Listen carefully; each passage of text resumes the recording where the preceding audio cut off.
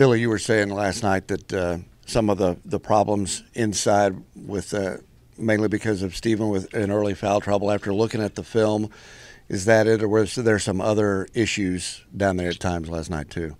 Yeah, I mean, I think both teams have fought very, very hard on the glass, both offensively and defensively.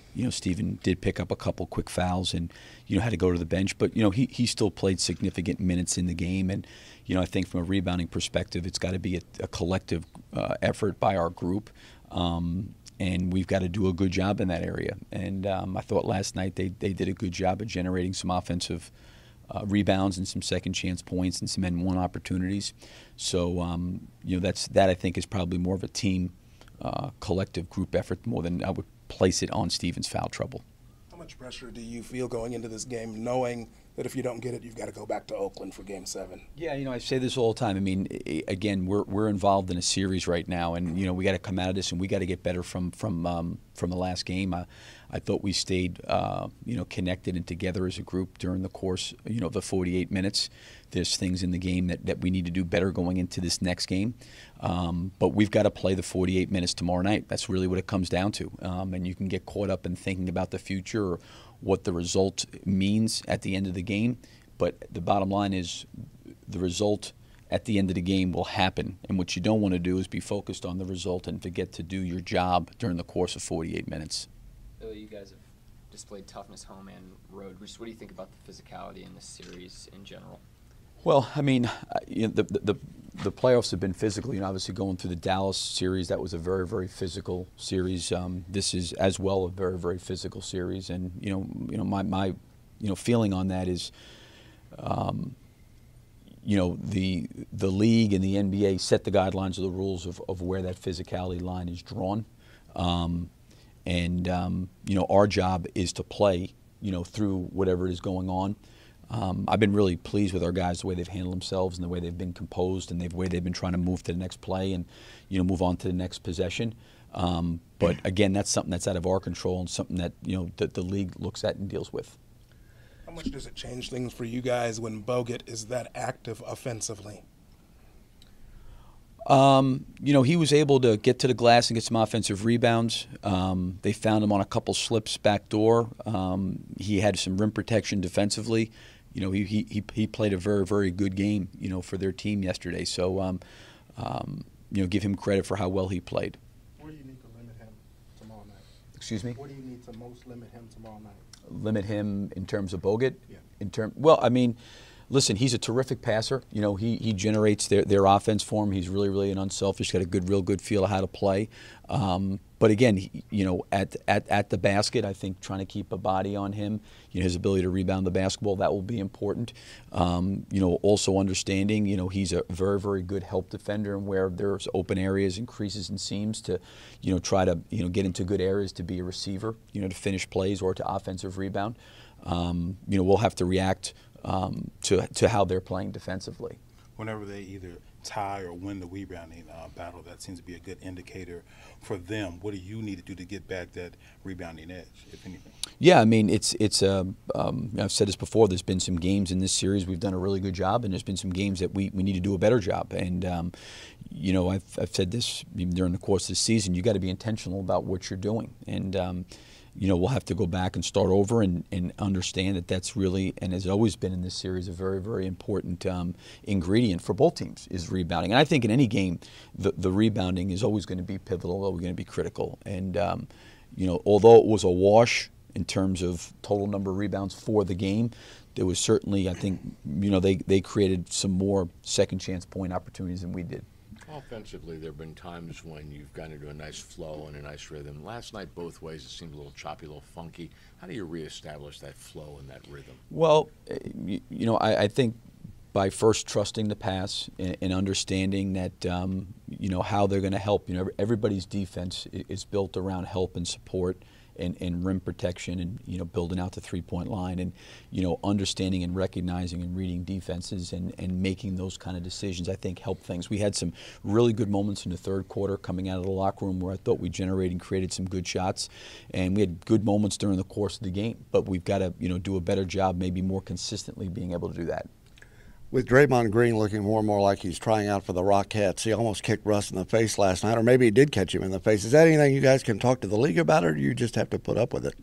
Yeah, I don't know. Like I said before, those are decisions that we're asked to play. My biggest thing is, and I'm sure Steve feels the same way, is you're always concerned first and foremost about player safety when they're playing. That's the biggest thing, because listen, the game is physical as it is already. There's going to be physical contact, in there, and there's going to be some pushing, shoving, holding, grip. Like those are like what I would classify as like normal basketball plays that are going to happen.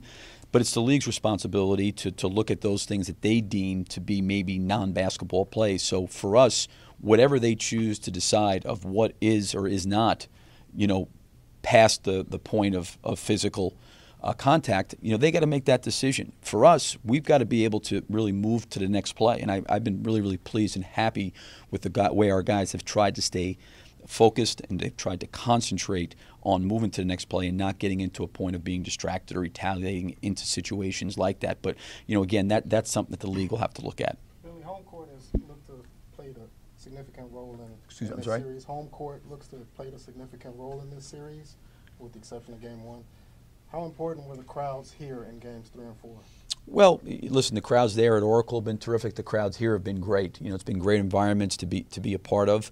But again, the players are going to have to play the game in between the lines. And there were some things that that we really need to do better. But I felt like we gave ourselves a chance. We were right there, certainly coming out of the third quarter. The fourth quarter wasn't a great start for us. We got down by double digits. We fought our way back. I thought Kevin had a pretty good look there late to cut it to 3, and I give our guys credit for staying together and battling through against a very, very good team and a very good environment. So, but at the end of the day, we can't rely on that, and I'm sure Golden State doesn't either. You got to play in between the lines. But specifically Games 3 and 4, would you credit that crowd in any way of helping you guys? Well, again, I think for a crowd, it's a great environment. But I think as a player, if you're looking for the crowd to inspire you to do your job, I think you're making a mistake. I've always been a big believer, the performance on the floor creates the crowd. And now our crowd has been great when we've had moments where maybe we haven't played particularly well. They've tried to lift us back up. But as players and as coaches and as our team, I think we're responsible for how we play inside the lines, and we've got to be able to focus on that. Going against this team, role players play better at home in the playoffs. Do you subscribe to that at all? And do you anticipate that some of the guys that maybe had off nights for you, any ancillary roles will rise tomorrow night? I hope so. Again, for us, it's got to be a total team collective effort. I thought last night they got great production from their bench. Their guys stepped up. Spates, knowing him so well, he gave him a huge boost in a very short period of time. Livingston did as well. They got some really good minutes from their bench, and I think throughout the course of this series, our bench has done a very, very good job as well. But I think in a game like this going forward, I'd say that we need all of our guys to be ready and be able to contribute. Billy, the way that they kind of manipulate those off-ball screens with their guards to dive to the rim, flare out for threes, how important is even just footwork and technique amongst your guys and how they guard those situations? Yeah, no, it really is. I mean, understanding, positioning, what's happening. Again, I think all that stuff comes back and starts with communication. If your communication is not good, it's really, really hard to get the technique down. Early communication allows you to, create the technique that you need to play specific screening and cutting actions in a particular way that helps you. So, I think, have done a pretty good job during the series of trying to communicate and defend, and have given very, very good effort. Closeout games are normally always the hardest, especially against the defending champion. Is there anything that the team's able to take out of Game 5 that will help it in Game 6 and be able to take them out whenever you get a chance, I guess? Yeah, I mean, we've got to do things inside this series that are going to be important to playing against this team, and they do a lot of great things. There's a reason they won 73 games this year and broke an NBA record. They have a lot of answers to a lot of different situations on both ends of the floor. So we have to do things at a very, very high level on both ends of the floor. I think we've shown that we've done that throughout the course of this series, and we'll have to go out there and again improve from last night and play better than we did in Game 5. Billy, with the exception of that one quarter in Game 2 and last night, obviously, are you pleased with how you guys have defended Steph Curry in this series? Yeah, I mean, I've said this about he and Clay.